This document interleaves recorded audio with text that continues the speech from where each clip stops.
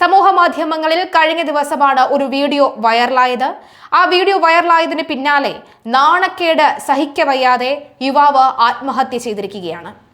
ഈ ഘട്ടങ്ങളിലാണ് പല അഭിപ്രായ വ്യത്യാസവും രാഹുൽ ഈശ്വറിനോടുണ്ടെങ്കിലും അദ്ദേഹം മുന്നോട്ട് വെക്കുന്ന മെൻസ് അസോസിയേഷൻ എന്ന ആവശ്യം, അതിന്റെ പ്രാധാന്യം, അതിന്റെ പ്രസക്തി എത്രത്തോളം ഉണ്ട് എന്ന് മനസ്സിലാക്കി തരുന്നതാണ്.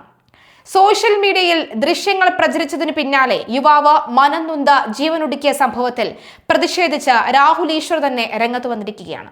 സംഭവത്തിൽ വ്യാജ വീഡിയോ നിർമ്മിച്ച യുവതിക്കെതിരെ കേസെടുക്കണമെന്നാവശ്യപ്പെട്ട് രാഹുൽ മുഖ്യമന്ത്രിക്ക് പരാതി നൽകിയിരിക്കുകയാണ്.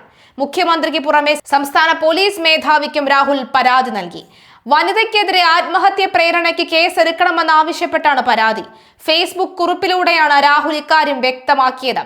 രാഹുലിന്റെ ഫേസ്ബുക്ക് കുറിപ്പ് ഒന്ന് വായിക്കാം. വ്യാജ വീഡിയോ, വ്യാജ പരാതി, ദീപക് ആത്മഹത്യ ചെയ്തു. മുഖ്യമന്ത്രി പോലീസ് DGPക്ക് പരാതി നൽകി. വനിതയ്ക്കെതിരെ ആത്മഹത്യ പ്രേരണയ്ക്ക് കേസെടുക്കണം. ഡിയർ സർ, ദീപക് എന്ന യുവാവിന്റെ ആത്മഹത്യയുടെ വാർത്തകൾ മുഖ്യധാരാ മാധ്യമങ്ങളിൽ വരുന്നുണ്ട്. ലിങ്ക് ചേർക്കുന്നു എന്ന് പറഞ്ഞുകൊണ്ട് നിരവധി വാർത്തകളുടെ ലിങ്കും അദ്ദേഹം ചേർത്തിട്ടുണ്ട്. കഴിഞ്ഞ ദിവസം ഒരു വ്യാജ പരാതി അല്ലെങ്കിൽ വ്യാജ വീഡിയോ ഒരു പെൺകുട്ടി പ്രചരിപ്പിച്ചത് കൊണ്ടാണ് എന്നാണ് വിശ്വസനീയമായ മുഖ്യധാര മാധ്യമങ്ങൾ റിപ്പോർട്ട് ചെയ്യുന്നത്.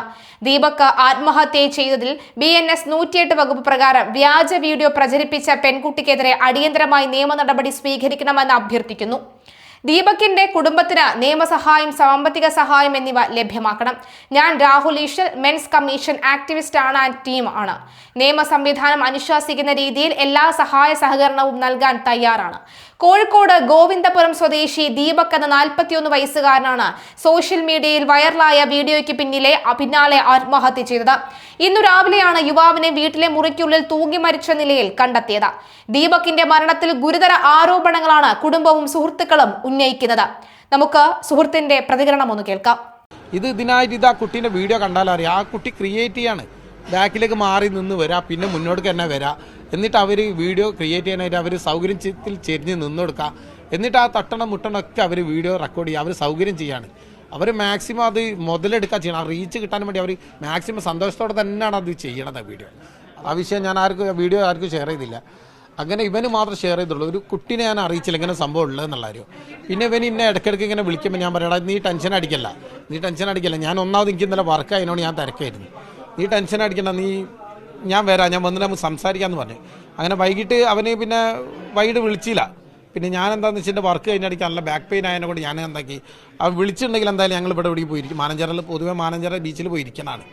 പിന്നെ ഞാൻ കൊണ്ടോണ്ട് ഞാൻ താമസിക്കുന്നത്. ഞാൻ ഈ വർക്ക് 8:30 വർക്ക് കഴിഞ്ഞ് 9:30 മണി അവനെ ഏകദേശം 9 മണിക്കാണ് ഇവിടുന്ന് ഇറങ്ങണം, ഷോപ്പിൽ നിന്ന് ഇറങ്ങണത്. അപ്പോൾ ഇത്രയും ദൂരം ഇനി ഇവിടെ അവനോട് സംസാരിച്ച് ഇരുന്ന് പിന്നെ അത് അത്ര മാറ്ററായിട്ട് കണക്കാക്കിയിട്ടുമില്ല. അത്ര ഓനതിൽ ഓവർ പാനിക്കായിട്ടൊന്നുമില്ല, അവൻ ടെൻഷൻ അടിച്ചിട്ടൊന്നുമില്ല. അവൻ സാധാരണ രീതിയിലുള്ള എന്താണ് ചെയ്യാന്ന് വെച്ചിട്ടുണ്ടെങ്കിൽ അവന് ലീഗലായിട്ട് നമുക്ക് മൂവ് ചെയ്യാം. ഒരു വക്കീലിനെ കണ്ട് സംസാരിക്കാം. നീ വക്കീലിൻ്റെ നമ്പർ ആയിരുന്നെങ്കിൽ നീ ഇതാക്കി വെച്ചോ എന്നൊക്കെ പറഞ്ഞാണ്. എന്നിട്ട് ഞായറാഴ്ച വരാം, ഞായറാഴ്ച നമുക്ക് എന്തായാലും സംസാരിക്കുക, ഈ വിഷയം സംസാരിക്കാം. തൽക്കാലം നീ എന്തായാലും ഇത് പുറത്തേക്ക് ഇറങ്ങണ്ട, നീ വീട്ടിലിരുന്നാണ്. ഇതിപ്പോൾ വൈറലായതല്ലേ. ഇനിയിപ്പോൾ മാനഞ്ചേരക്ക് പോയിട്ടുണ്ടെങ്കിൽ ആൾക്കാർ എന്തെങ്കിലും തരത്തിലുള്ള സംസാരം വരണ്ടെന്നുള്ള രീതിയിൽ ഞാൻ നീ അവിടെ നിന്ന് നിൽക്ക്, നാളെ രാവിലെ ഞാൻ വീട്ടിലേക്ക് വരാം, വന്നിട്ട് ഞങ്ങൾക്ക് ഒരു അഡ്വക്കേറ്റിനെ കാണാം, സംസാരിക്കുക, ലീഗലായിട്ട് പ്രൊസീഡ് മുന്നോട്ട് പോകാമെന്ന് പറഞ്ഞിട്ടുള്ളൂ. അത് പറഞ്ഞ് ഞാൻ നേരെ വീട്ടിൽ പോയിട്ട് ഫോൺ 2 സ്വിച്ച് ഓഫ്. എനിക്ക് ടയർഡായതുകൊണ്ട് രാവിലെ ഞായറാഴ്ച ദിവസമാണ്, ലീവുള്ള ദിവസമാണ്, ആരും കോൾ ചെയ്ത് ബുദ്ധിമുട്ടിക്കേണ്ട വെച്ചിട്ട് ഞാൻ ഫോൺ സ്വിച്ച് ഓഫ് ആക്കിയിട്ട് കിടന്നതാണ്. ഇന്ന് രാവിലെ ഫോൺ 6 മണിക്ക് അലാറം അടിഞ്ഞ് ഫോൺ ഓണായാടാണ് എനിക്ക് കോൾ വരുന്നത്, ഇങ്ങനെ സംഭവിച്ചു എന്ന് പറഞ്ഞിട്ട്. ഇവനാണെങ്കിൽ ഇവിടെ ആകെ അച്ഛനമ്മയും മാത്രമേ ഉള്ളൂ, പ്രായാധികമുള്ള അച്ഛനമ്മ മാത്രമേ ഉള്ളൂ, വേറൊരു റിലേറ്റീവും ഇല്ല. അവർ രണ്ടാളും അവന് മാത്രമേ ഇവിടെ താമസിക്കുന്നുള്ളൂ, വേറെ ആരുമില്ല. പിന്നെ എന്തെങ്കിലും സഹായം കാര്യമൊക്കെ ഉണ്ടെങ്കിൽ അവൻ ഞങ്ങളെ വിളിക്കും, റൂട്ട് പോയിട്ട് ഞങ്ങളെ വിളിക്കും, ഞങ്ങളിവിടെ അടുത്തുള്ളവരാണ്, വേഗം വരൂ, അങ്ങനെയൊക്കെ ഉള്ള ഇതാണ്. ഇതിങ്ങനൊരു സംഭവം എന്തായാലും സ്വപ്നത്തിൽ പോലും വിചാരിച്ചിട്ടില്ല. ഇതിന് പിന്നിൽ എന്ത് പ്രവൃത്തി ആര് ചെയ്തതായാലും അത് തക്കതായ ശിക്ഷ കിട്ടണം. അത് ഏത് രീതിയിലായാലും അവർക്ക് അതിനുള്ള ഇതവിടെ എത്തണം, റീച്ച് അവിടെ എത്തണം. ഇത് ജനങ്ങൾ അറിയണം. മുന്നോട്ട് പോകണമെന്നാണ് ഞാൻ കരുതണത്. അത് തന്നെ ഇപ്പോൾ ഈ അച്ഛനമ്മേൻ്റെ അഭിപ്രായം കൂടി ചോദിച്ചിട്ടേ ചെയ്യുള്ളൂ. കാരണം ഞാനൊരു സുഹൃത്ത് എന്ന നിലയിൽ എൻ്റെ ഭാഗത്ത് എനിക്ക് നല്ല പ്രതിഷേധമുണ്ട്. എൻ്റെ ഒരു മനവിഷമം വെച്ചെങ്കിൽ പിടുത്തം വിട്ട മനവിഷമാണ്. പക്ഷേ സുഹൃത്ത് എന്ന നിലയിൽ ഞാൻ മിണ്ടാതെ നിൽക്കുകയാണ്. അച്ഛനമ്മേൻ്റെ അഭിപ്രായം ചോദിക്കൂ, കേസായിട്ട് മുന്നോട്ട് പോകാൻ ഞങ്ങൾ പൂർണ്ണമായിട്ട് അതിൻ്റെ കൂടെ നിൽക്കൂ. ഏതറ്റ വരെ പോകാൻ പറ്റുമോ അത് അറ്റ വരെ പോവുകയും ചെയ്യും. എന്തായാലും ഇത് ഇനി ആവർത്തിക്കാൻ പാടില്ല. ഇത്തരം പ്രവണതകൾ ചെറിയ കാര്യങ്ങളായിട്ട് പോകുക. അല്ലെങ്കിൽ പ്രതിഷേധം ഉണ്ടെങ്കിൽ ആ സമയത്ത് അറിയിക്കുക. ബസ്സിലുള്ളവരാണെങ്കിലോ സ്റ്റേഷനിലായിട്ടോ അവരെ അറിയിക്കുക എങ്ങനെ സംഭവിച്ചുകൾ അതിലെതിരെ പറയാം. അതൊക്കെ ഇതിനൊക്കെ നമ്മൾ നിയമത്തിലൊക്കെ സംവിധാനങ്ങളില്ലേ, അവരെ വിളിച്ച് ശകാരിക്കുക, അവരോട് മാപ്പ് പറയുക, ഇതൊക്കെ ഉണ്ടല്ലോ. ഞാൻ അത് പറഞ്ഞ് ചെയ്തതാണെങ്കിൽ, അറിയാതെ ചെയ്തതാണ് ഈ പരസ്പരം സംസാരിച്ചാൽ തീർക്കാനുള്ള പ്രശ്നങ്ങളുള്ളൂ. ഇതിനായിട്ട് ആ കുട്ടീൻ്റെ വീഡിയോ കണ്ടാലറിയാം, ആ കുട്ടി ക്രിയേറ്റ് ചെയ്യാണ്. ബാക്കിലേക്ക് മാറി നിന്ന് വരാം, പിന്നെ മുന്നോട്ട് തന്നെ വരാം. എന്നിട്ട് അവർ വീഡിയോ ക്രിയേറ്റ് ചെയ്യാനായിട്ട് അവർ സൗകര്യത്തിൽ ചെരിഞ്ഞ് നിന്നെടുക്കുക. എന്നിട്ട് ആ തട്ടണം മുട്ടണമൊക്കെ അവർ വീഡിയോ റെക്കോർഡ് ചെയ്യുക. അവർ സൗകര്യം ചെയ്യാണ്. അവർ മാക്സിമം അത് മുതലെടുക്കുക ചെയ്യണം. ആ റീച്ച് കിട്ടാൻ വേണ്ടി അവർ മാക്സിമം സന്തോഷത്തോടെ തന്നെയാണ് അത് ചെയ്യണത്. ആ വീഡിയോ വീഡിയോ കണ്ടാലേ അറിയൂ. എന്നിട്ട് അവർ പിറ്റേ ദിവസം ഒരു വീഡിയോ ഇടുക. അത് ഞാൻ ഇന്നലെ വൈകിട്ടാണ് എൻ്റെ വേറെ സുഹൃത്ത് കുവൈത്ത് നിന്ന് അയച്ചതാണ്. ഇടയ്ക്ക് ഒരു വീഡിയോ കാണുന്നത് തന്നെ ആണോ വെച്ചിട്ട്. എന്നിട്ട് അതിനെ പറ്റിയിട്ട് ആ പെൺകുട്ടി ന്യായീകരണം തരാണ്. ഇത് ഞരമ്പ് രോഗികളുണ്ട്, ഇങ്ങനെ ഉണ്ട്, അങ്ങനെ ഉണ്ട് പറഞ്ഞിട്ട്. ഇത്തരക്കാരാണ് ഞരമ്പ് രോഗം. അവർക്ക് അവരെ റീച്ച് കിട്ടാന്നുള്ള ഒരേ ഒരു മനോഭാവമുള്ളൂ. അവർക്ക് ഒരാളെ ജീവിതം ഈ പാവപ്പെട്ട അച്ഛനമ്മയ്ക്ക് ഞാനുണ്ട്. സംഭവത്തിൽ കോഴിക്കോട് മെഡിക്കൽ കോളേജ് പോലീസ് അസ്വാഭാവിക മരണത്തിന് കേസ് രജിസ്റ്റർ ചെയ്തിട്ടുണ്ട്. ഗോവിന്ദപുരത്തെ സെയിൽസ് മാനേജറായ യുവാവ് ജോലി സംബന്ധമായ കാര്യങ്ങൾക്കായി കഴിഞ്ഞ വെള്ളിയാഴ്ച കണ്ണൂരിൽ പോയിരുന്നു. തിരക്കുള്ള ബസ്സിൽ ദീപക് ലൈംഗിക അതിക്രമം കാണിച്ചെന്നാരോപിച്ച് ഒരു യുവതി സെൽഫി വീഡിയോ പകർത്തിയിരുന്നു. അതിന്റെ അടിക്കുറിപ്പ് ഇനി സമൂഹത്തിന് ഇയാളെ വിട്ടുതരുന്നു എന്നായിരുന്നു. ഈ വീഡിയോ സോഷ്യൽ മീഡിയയിൽ വ്യാപകമായി പ്രചരിച്ചിരുന്നു. ദീപക് കടുത്ത നിരാശയിലും ആയിരുന്നുവെന്നാണ് സുഹൃത്തുക്കൾ പറയുന്നത്. എന്നാൽ ദീപക് അത്തരത്തിൽ മോശമായി പെരുമാറിയില്ല എന്നാണ് നാട്ടുകാരുടെ പ്രതികരണം. അതേസമയം ദീപകിന്റെ വീഡിയോ പകർത്തി യുവതി പ്രതികരണവുമായി രംഗത്തെത്തിയിട്ടുണ്ട്. യുവാവ് തനിക്ക് നേരെ ലൈംഗിക അതിക്രമം കാണിച്ചെന്നാണ് യുവതി പറയുന്നത്. ശരീരത്തിൽ സ്പർശിച്ചത് തെറ്റായ ഉദ്ദേശത്തോടെയാണെന്ന് ബോധ്യപ്പെട്ടത് കൊണ്ട് തന്നെയാണ് വീഡിയോ ചിത്രീകരിച്ചത്. പയ്യന്നൂർ വെച്ചായിരുന്നു സംഭവം. വടകര പോലീസിൽ വിവരം അറിയിച്ചിരുന്നു. വീഡിയോ പകർത്തുന്നത് യുവാവ് കണ്ടതാണ്. അതോടെ ബസ്സിൽ നിന്ന് ഇറങ്ങി വേഗത്തിൽ നടന്നു. തുടർന്നാണ് വീഡിയോ പോസ്റ്റ് ചെയ്തതെന്നും യുവതി പറഞ്ഞു.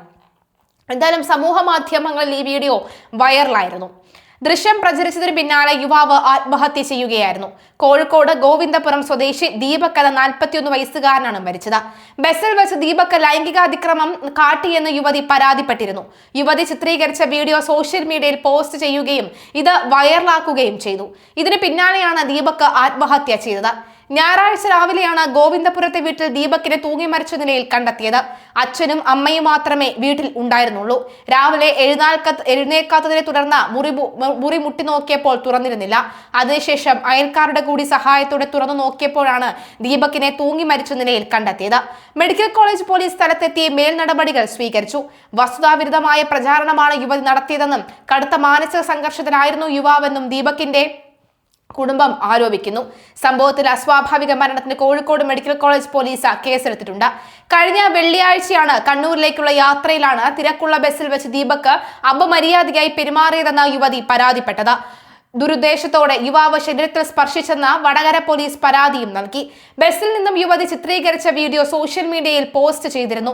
ഇത് വ്യാപകമായി പ്രചരിച്ചു. പിന്നാലെ ദീപക് കടുത്ത മനോവിഷമത്തിലായിരുന്നുവെന്ന് ബന്ധുക്കളും സുഹൃത്തുക്കളും പറയുന്നു. തിരക്കുള്ള ബസ്സിൽ വെച്ചാണ് യുവതി വീഡിയോ ചിത്രീകരിച്ചത്. ഈ വീഡിയോയിൽ ദീപക് അപമര്യാദയായി പെരുമാറിയെന്നായിരുന്നു ആരോപണം. ഈ വീഡിയോ ഇൻസ്റ്റഗ്രാമിലും മറ്റ് സോഷ്യൽ മീഡിയകളിലും വലിയ രീതിയിൽ പ്രചരിച്ചിരുന്നു. എന്നാൽ വീഡിയോ കണ്ടവരും വ്യത്യസ്ത അഭിപ്രായമാണ് രേഖപ്പെടുത്തിയത്. ദീപക് നിരപരാധിയാണെന്നും വീഡിയോ തെറ്റായ രീതിയിൽ പ്രചരിക്കപ്പെട്ടതാണെന്നും ബന്ധുക്കൾ തന്നെ പറയുന്നു. കണ്ടന്റ് ക്രിയേഷന് വേണ്ടിയാണ് യുവതി വീഡിയോ എടുത്തതെന്നും ദീപകിനെ അറിയുന്നവർക്ക് അദ്ദേഹം ഇത്തരക്കാരനല്ലെന്ന് അറിയാമെന്നും അവർ കൂട്ടിച്ചേർത്തു.